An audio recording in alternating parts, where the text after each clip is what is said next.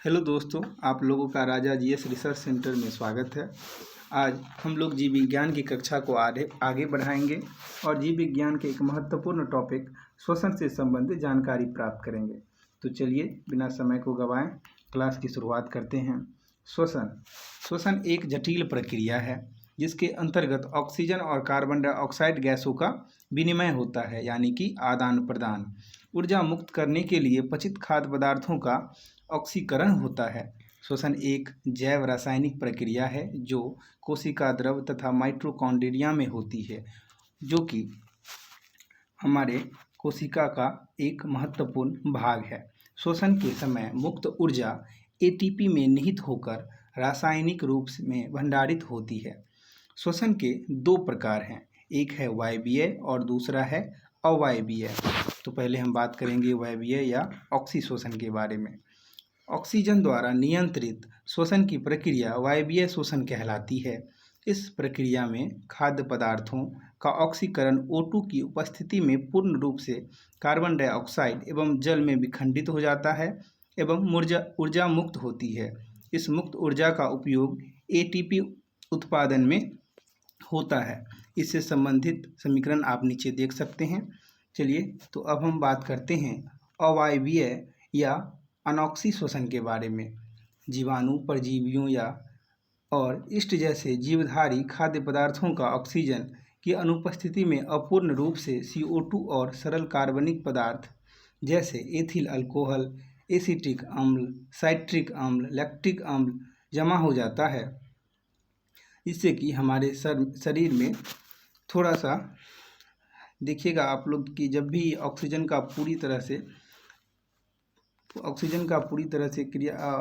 काम नहीं हो पाता है, तो ऐसी स्थिति में हमारे शरीर में थोड़ा सा लैक्टिक अम्ल जमा हो जाने से शरीर में दर्द होना शुरू हो जाता है।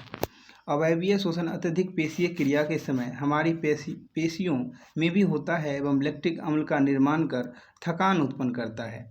इस प्रक्रिया में कुछ पादपों एवं जीवाणुओं में एथिल अल्कोहल तथा पेशियों में लैक्टिक अम्ल बनता है और इससे संबंधित समीकरण आप नीचे देख सकते हैं।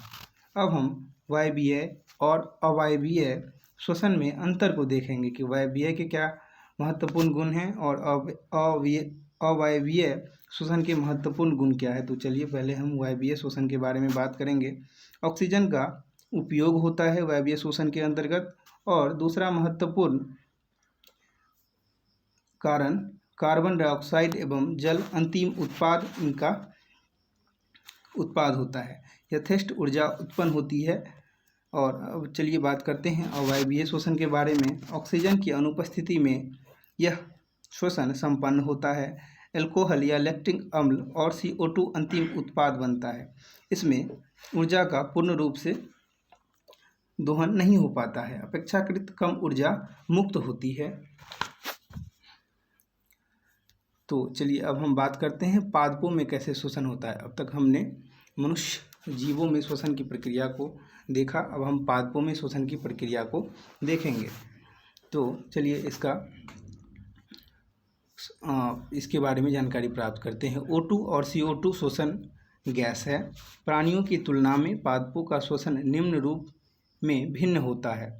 पादपों में सभी भाग जैसे मूल, तना, पत्ती आदि श्वसन करते हैं। पादपों के एक भाग से दूसरे भाग तक गैसों का परिवहन बहुत कम होता है। पादपों की श्वसन दर प्राणियों की अपेक्षा धीमी होती है। जड़ें मृदा में उपस्थित ऑक्सीजन को डिफ्यूजन की क्रिया द्वारा ग्रहण करते हैं। मूल रोम ऑक्सीजन के सीधे संपर्क में रहते हैं, जो कि मिट्टी में ऑक्सीजन को ग्रहण करता है। मूल रोमों से ऑक्सीजन जड़ की अन्य कोशिकाओं तक पहुंचती है। इस प्रकार CO2 कोशिकाओं से मृदा की ओर विसरित होती है। जड़ के पुराने हिस्से जहां मूल रोम नहीं होते, वे मृत कोशिकाओं से ढके होते हैं, जिसमें सूक्ष्म रंध्र होते हैं जिन्हें वातरंध्र कहते हैं। इसी के द्वारा मृदा और मूल की आंतरिक जीवित कोशिकाओं के बीच गैसीय विनिमय होता है।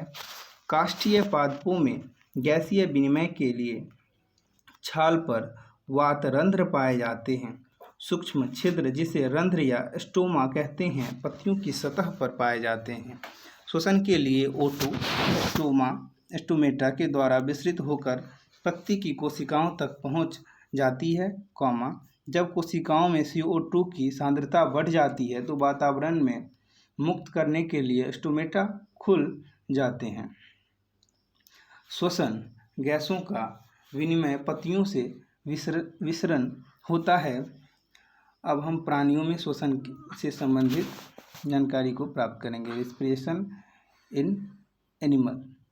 अमीबा श्वसन जैसे गैस परिवेशी माध्यम तथा कोशिका के बीच प्लाज्मा झिल्ली में से विसरित होकर अंदर बाहर आती जाती है। अधिकतर जलीय प्राणियों में श्वसन के लिए क्लोम, जिसे हम लोग गल्फर भी कहते हैं, पाए जाते हैं, जो जल में विलीन ऑक्सीजन को अवशोषित कर लेते हैं तथा शरीर से कार्बन डाइऑक्साइड को बाहर निकालते हैं। स्थलीय प्राणियों जैसे कि छिपकली, पक्षी, मनुष्य में श्वसन अंग फुसफुस लंग्स द्वारा होता है। केंचुए में श्वसन त्वचा के द्वारा संपन्न होता है। मेढक त्वचा और फुसफुस दोनों प्रक्रिया से सांस लेते हैं। कॉकरोच में नलिका जैसी संरचनाएं, वातिकाएं तथा लघु वातिकाएं होती हैं। वातिकाएं बाहर को स्पाइरेकल नामक रेखा छिद्रों में से खुलती है। स्पाइरेकल वक्ष तथा उदर क्षेत्रों में अंतराखंडश व्यवस्थित होते हैं। इन्हीं नलिकाओं के विशाखित तंत्र के द्वारा देह की कोशिकाएं एवं देह तरल बाहर की वायु के साथ सीधा संपर्क बनाए रखते हैं। उदरीय पेशियों की सहायता से गैसें भीतर को जाती है और भीतर से बाहर को आती है। अब हम मनुष्य में श्वसन से संबंधित महत्वपूर्ण जानकारियों को देखते हैं। श्वसन की पूरी प्रक्रिया दो भागों में बटी है। पहला श्वासोच्छ्वास और श्वसन अर्थात श्वसनीय पदार्थों का ऑक्सीकरण।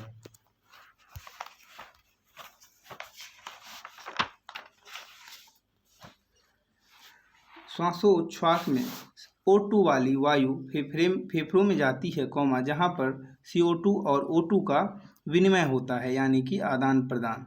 श्वसन में श्वसन पदार्थों का ऑक्सीकरण होता है। यह प्रक्रिया कोशिकाओं में होती है तथा ऑक्सीकरण के लिए रक्त द्वारा O2 ऊतकों तक पहुँचती है और श्वसनीय पदार्थों के ऑक्सीकरण के पश्चात बनी CO2 रक्त द्वारा फेफड़ों में आकर निश्वासन द्वारा निकाल दी जाती है।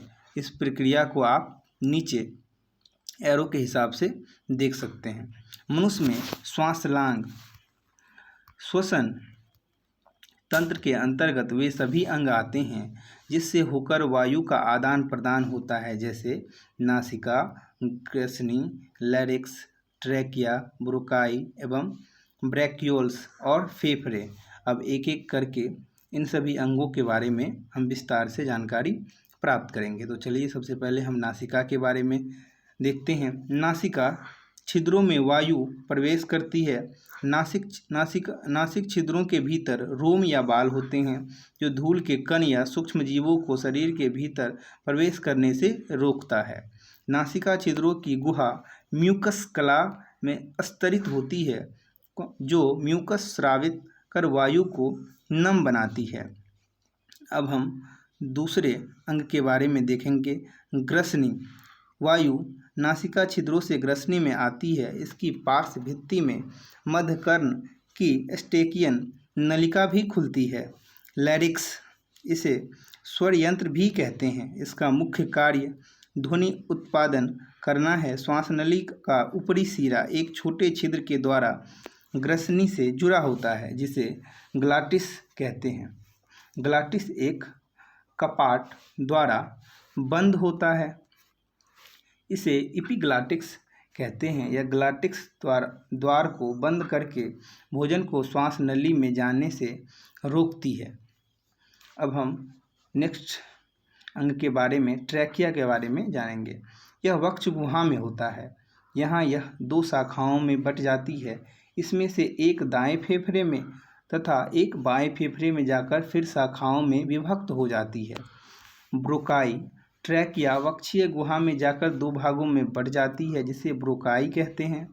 फेफड़े, यह वक्ष गुहा में एक जोड़ी अंग है जिसका आधार डायफ्राम पर टिका रहता है, यानी कि यह आधार का कार्य करता है डायफ्राम। प्रत्येक फेफड़ों में करोड़ों एल्वियोलाई होते हैं।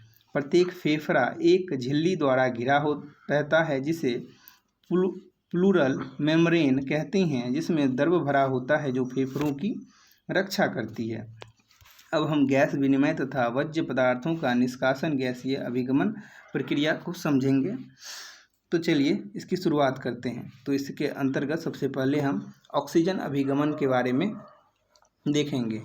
O2 का कारगर रूप में अभिगमन एवं सम्मिश्रण प्रोटीन हीमोग्लोबिन के द्वारा होता है।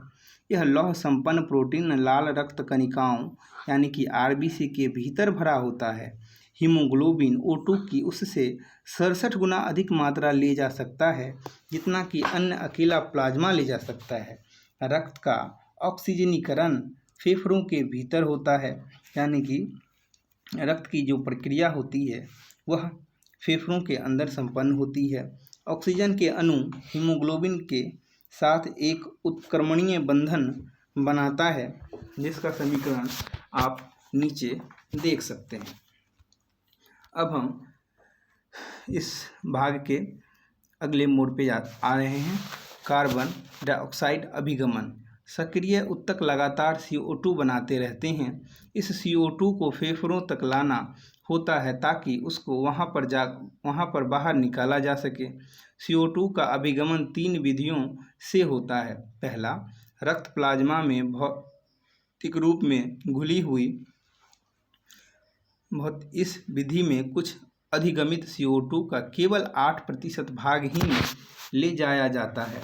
RBC के हीमोग्लोबिन में सीधे संयोजित होकर उससे कार्बोहीमोग्लोबिन बन जाता है, केवल 11%।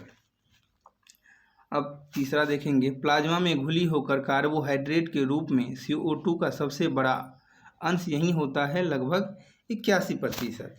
फेफड़ों के भीतर इन तीनों अभिगमित स्वरूपों में लाई गई CO2 कूपकीय वायु में छोड़ दी जाती है और अंततः वहां से श्वास द्वारा बाहर निकाल दी जाती है। अब हम मनुष्य में श्वासोच्छ्वास की विधि के बारे में देखेंगे। इसे फुफ्फुस संवातन भी कहते हैं। यह प्रक्रिया 2 उपचरणों में विभाजित है। पहला अंतःश्वसन और दूसरा निःश्वसन। तो पहले हम अंतःश्वसन के बारे में देखेंगे, उसके बाद निःश्वसन के बारे में जानकारी प्राप्त करेंगे।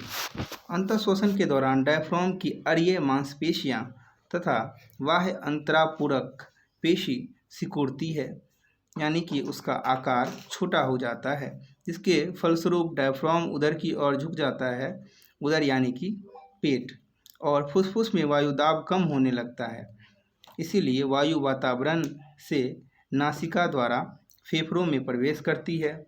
इस प्रकार अंतःश्वसन में फुसफुस के भीतर वायु का आना उसके भीतर वायु दाब पर निर्भर करता है। अब हम निःश्वसन के बारे में जानकारी प्राप्त करेंगे। निःश्वसन के दौरान डायफ्राम का आर्य पेशियों में तथा अंतरापूरक पेशियों में शिथिलन होती है, जिसके कारण डायफ्राम वक्ष की ओर ऊपर उठता है। जब हमारे शरीर से ऑक्सीजन बाहर की ओर निकलता है, यानी कार्बन डाइऑक्साइड, तो हमारे डायफ्राम का आकार छोटा हो जाता है और वक्षीय भित्ति भीतर की ओर गति करती है। इससे फुसफुस में वायु दाब अधिक हो जाता है और फेफड़ों से वायु नासिका से होती हुई बाहर चली जाती है। अब श्वसन से संबंधित अन्य तथ्यों के बारे में देखेंगे। श्वसन अवस्था में प्रति मिनट 15 से 18 बार यह प्रक्रिया होती है। कठिन परिश्रम या व्यायाम के समय श्वसन दर सामान्य से बढ़कर 20 से 25 गुना तक बढ़ जाती है। सांस लेने की क्रिया के प्रत्येक चक्र में लगभग 500 मिलीमीटर वायु अंतःश्वसन एवं निःश्वसन होता है। 24 घंटे में हम 15,000 वायु लीटर का अंतःश्वसन करते हैं। वायु श्वसन के दौरान एक ग्लूकोज अणु से 36 से 38 एटीपी अणु बनते हैं, जबकि अवायु शोषण से में सिर्फ 2 एटीपी अणु बनते हैं। तो आज की कक्षा हम यहीं पे समाप्त करते हैं। इसका अगला भाग हम कल देखेंगे। धन्यवाद।